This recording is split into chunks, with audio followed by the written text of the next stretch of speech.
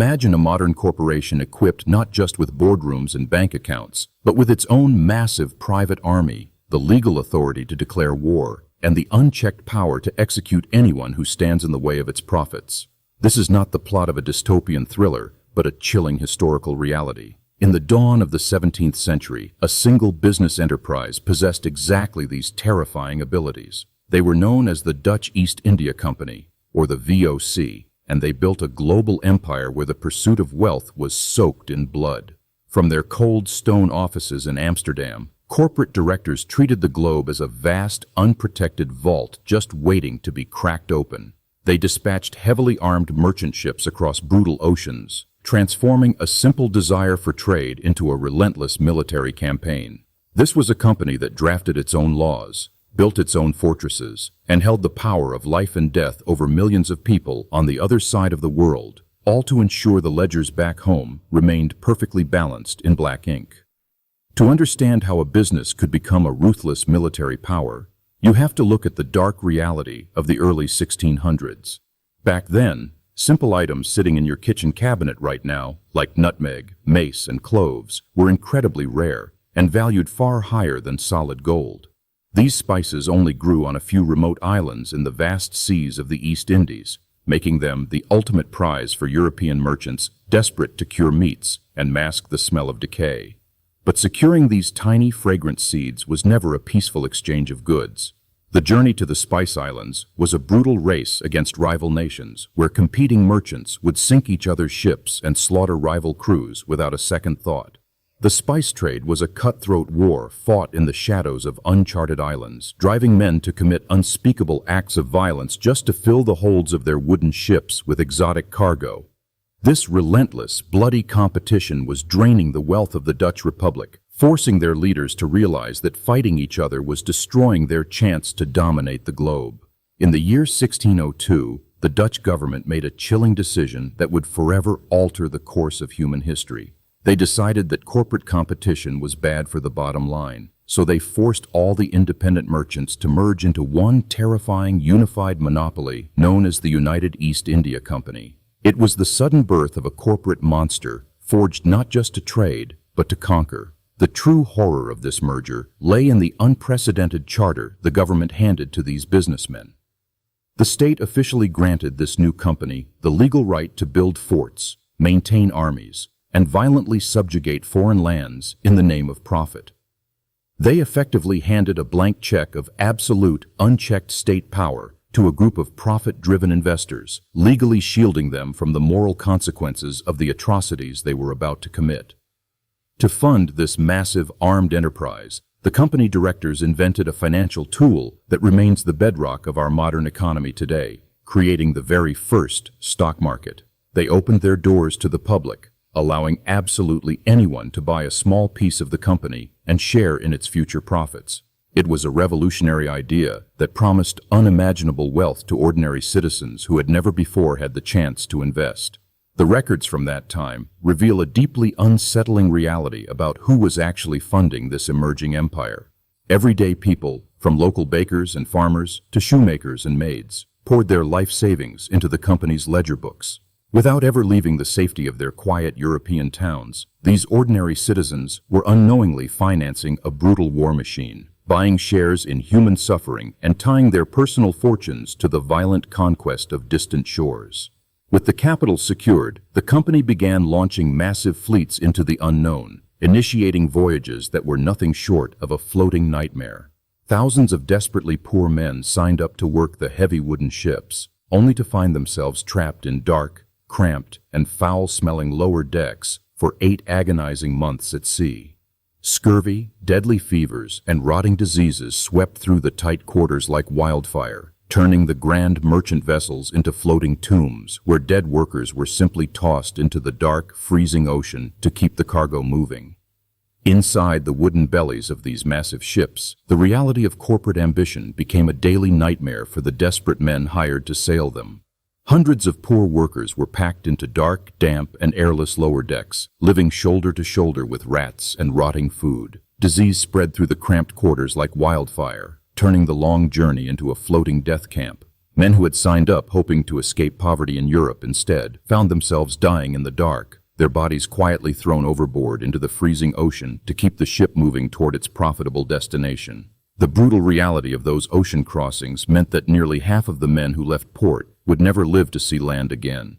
Those who did survive the harrowing months at sea emerged as hardened instruments of the company, ready to enforce its will on whatever distant shores they finally reached. When these massive, heavily armed corporate vessels finally dropped anchor in Asian waters, the local communities had no idea of the storm that had just arrived on their shores. For generations, these coastal towns had welcomed foreign merchants who came to peacefully exchange goods and share stories. The local leaders rode out to meet the new arrivals, expecting to negotiate fair prices for their harvest of cloves and nutmeg. Instead, they found themselves staring down the barrels of iron cannons, quickly realizing these strange men had not traveled across the world to share in the wealth of the islands. The company weaponized its military strength immediately, rewriting the rules of global commerce with pure intimidation. They demanded exclusive rights to every single spice harvested in the region, offering prices so low they were essentially stealing the crops from the hands of the farmers who grew them.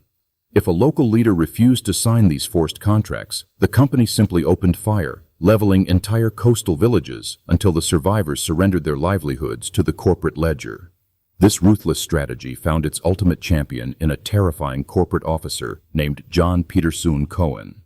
Cohen was a man who looked at the rich, vibrant islands of the East Indies and saw only numbers on a balance sheet, utterly devoid of human empathy. He sent chilling letters back to his bosses in Europe, bluntly stating that profitable trade was impossible without war, and war was impossible without trade. His dark vision was absolute, driving him to mastermind a plan to take total, unquestioned control of the global spice market, no matter how many innocent lives had to be erased to achieve it. Under Cohen's terrifying leadership, the company transformed from a group of aggressive merchants into a merciless, occupying army. He believed that fear was the most effective currency a corporation could wield, and he was eager to spend it across the islands. Every decision he made was calculated to crush the spirits of the local populations, ensuring that no one would ever dare to sell a single leaf or seed to anyone but his men. Cohen's obsessive drive for total market dominance quickly escalated from isolated threats into organized, large-scale violence. The corporate board in Europe gave him a blank check to enforce their monopoly, setting the stage for one of the darkest chapters in the history of human greed. The true horror of this corporate power was unleashed on the tiny, isolated Banda Islands, the only place on Earth where the precious nutmeg tree grew.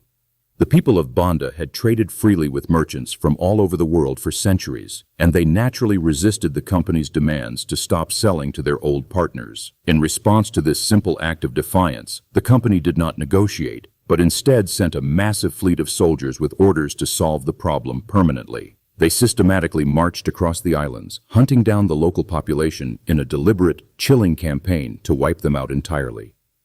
Thousands of innocent islanders were slaughtered in their homes, while the few who survived were chained and dragged away to work as slaves on the very plantations they used to own. The rich soil of the Banda Islands was soaked in the blood of its rightful owners, all to ensure that a corporation could artificially inflate the price of a kitchen spice in Europe. It was a staggering act of corporate genocide, proving that the company would gladly trade thousands of human souls for a monopoly on nutmeg.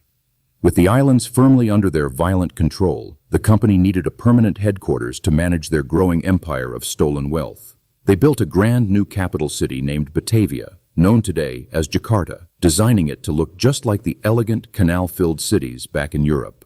But beneath the beautiful architecture and wealthy merchant houses lay a foundation built entirely on human suffering. The city was constructed piece by piece through the forced, backbreaking labor of the people they had captured and enslaved from across the conquered islands. To anchor their growing empire of terror, the company commanded the construction of a sprawling new capital city named Batavia, known today as Jakarta. From the muddy swamps, a grand vision of European canals and massive stone houses was forced into reality, but its foundations were entirely built on human suffering. The company did not hire builders for this monumental task, but instead relied on the broken backs of thousands of captured people, enslaved and driven to exhaustion, to create a corporate headquarters far from home. The elegant waterways of this new fortress city mirrored the wealth flowing back to Europe, hiding the grim reality of the chained laborers who had dug them by hand. With their fortress capital established, the company turned its attention to tightening an iron grip over the entire global spice trade. Their method for keeping prices artificially high in European markets was shockingly simple and utterly ruthless. If the harvest was too plentiful, company soldiers were ordered to march through the islands and burn down entire fields of valuable spice trees. They destroyed nature's abundance simply to ensure that nutmeg and cloves remained as expensive as gold in the markets of Amsterdam.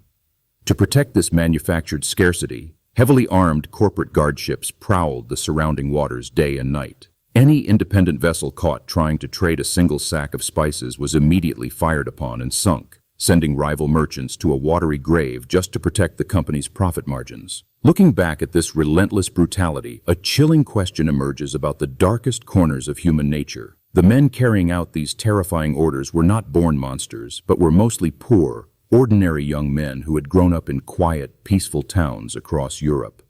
They had boarded the ship seeking nothing more than a steady wage and a chance at a better life, only to find themselves transformed into willing executioners for a faceless board of directors. It forces us to ask what happens to a person's soul when the absolute authority figure in their life is a profit-driven corporation. When a boss tells a desperate employee that burning villages and sinking ships is simply good business practice, the moral compass shatters. These ordinary men traded their humanity for a corporate paycheck, convinced by their commanders that cruelty was merely a necessary tool for market dominance. But the very greed that built this terrifying global empire also planted the seeds of its eventual destruction. Behind the towering walls of their forts and the terrifying cannons of their ships, a hidden rot was spreading through the ranks of the company's own men. The wealthy directors in Europe paid their overseas workers incredibly low wages, creating a desperate workforce that realized the only way to survive was to steal from their own employer.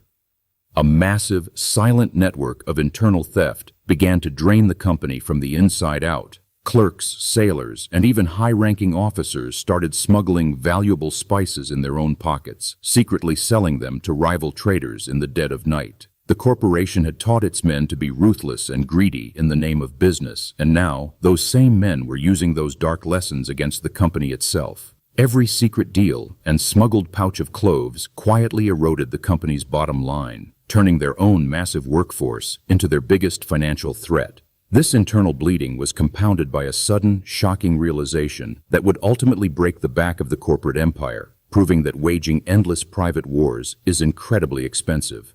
To maintain their monopoly through violence, the company had been forced to build dozens of stone forts, manufacture thousands of cannons, and hire massive private armies. They had made so many enemies across the globe that the sheer cost of paying soldiers to defend their stolen territory began to consume every single coin they made. The shocking truth that finally broke this global empire was remarkably simple. War is incredibly expensive. To maintain their iron grip on the spice trade, the company had made countless enemies, built massive stone forts across the ocean, and hired tens of thousands of armed soldiers.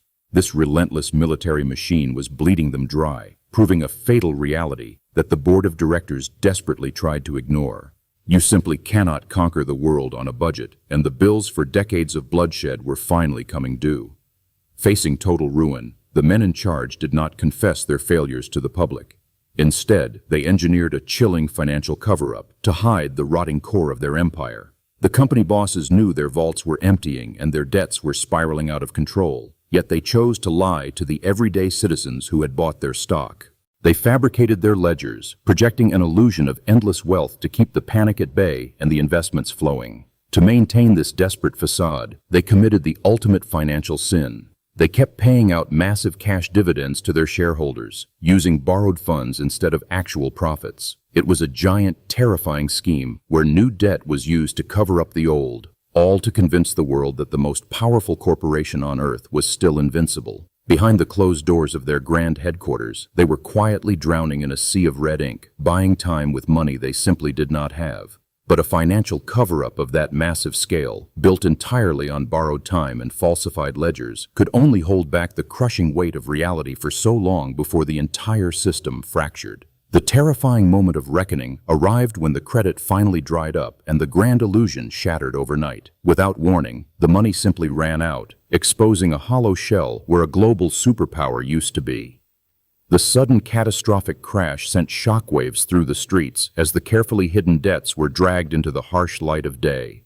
There was no bailout coming, no secret reserve of gold to save them, only the cold, hard math of total bankruptcy. The human panic was absolute and devastating. Everyday people, from wealthy merchants to ordinary bakers and sailors, watched in horror as their life savings vanished into thin air. They had trusted the mighty company with their futures, believing it was too big to fail, only to be left holding worthless pieces of paper. Families were ruined in an instant, their fortunes erased by the greed and deception of men who had gambled an entire nation's wealth and lost. The collapse of this corporate giant did not just wipe out bank accounts, it permanently altered the relationship between citizens and the financial systems they rely on. In the bitter aftermath, the government was forced to step in and absorb the mountain of toxic debt, officially dissolving the company in 1799. This monumental failure left a dark, enduring legacy in global finance, proving for the first time in history that unchecked corporate power and blind greed could bring an entire society to its knees. When the final ledgers were closed on the last day of 1799, the Dutch East India Company officially vanished, but its toxic legacy was simply absorbed by the state. The Dutch government formally took over the company's staggering debts and its blood-soaked overseas territories, transforming a bankrupt corporate monopoly into a sprawling national empire. This quiet administrative transfer established a chilling modern precedent that still haunts global finance today. It proved that a corporation could grow powerful enough to wage wars, exploit millions, and hoard unimaginable wealth, only to collapse and leave everyday citizens to pay the crushing price of its failure. Yet the true, unpayable debt of this corporate crash was not held in European banks, but buried in the distant soil of the Banda Islands. Long after the spice monopoly crumbled and the company shares became worthless paper, the descendants of the enslaved workers who were forced onto the islands were left stranded in an engineered trap. The massive stone forts built to protect the nutmeg groves slowly rotted into the jungle, while the surviving communities remained locked in a cycle of extreme poverty. They were completely dependent on a local agricultural economy that had been artificially created by a corporation that no longer existed. The sudden collapse of this corporate giant left a trail of ruined lives in its wake, extending far beyond the wealthy elite. In the bustling shipyards of Amsterdam and the distant harbors of Batavia, thousands of ordinary workers, sailors, and local merchants found themselves abruptly cut off from the only livelihood they had ever known. Families who had relied on the company's steady wages or small dividend payouts were thrust into sudden poverty, their futures erased by the greedy miscalculations of men in distant boardrooms. The crushing reality was that when the massive gears of this global monopoly finally stopped turning, it was the everyday people who were crushed under the weight of its failure. The sheer scale of the ruin forced a complete rewriting of how global power operated, proving that a private company could not be trusted to govern an empire. On December 31st, 1799, the Dutch East India Company was officially dissolved, forcing the government of the Netherlands to assume its staggering debts and seize direct control of its overseas territories. This monumental action transformed what had been a corporate monopoly into a formal state empire, fundamentally changing the nature of global colonization. The terrifying legacy of the company was no longer just a warning about unchecked corporate greed, but the foundational blueprint for centuries of government-sanctioned occupation that would follow. On December 31st, 1799, the Dutch government officially revoked the company charter, quietly absorbing both its staggering financial debts and its blood-soaked territories in the East. This simple bureaucratic action shattered a global illusion that had persisted for nearly 2 centuries. The world was forced to confront the terrifying reality that granting a private corporation the powers of a sovereign nation, the right to wage war, write laws, and enslave populations for the sake of shareholder dividends was a recipe for inevitable catastrophe. The spectacular ruin of the world's most powerful monopoly became a permanent cautionary tale, proving that when human lives are reduced to mere numbers on a balance sheet, the moral and financial collapse of the entire system is only a matter of time. Today, deep within the silent archives of Amsterdam, miles of perfectly preserved ledger books still sit on shadowed shelves. The neat rows of faded ink meticulously record the price of nutmeg, the cost of warships, and the calculated destruction of entire island communities. They remain a haunting testament to a chilling truth. The most ruthless monsters in history do not always wield weapons in the streets, but sometimes sit quietly at desks, balancing the accounts of an empire built on blood.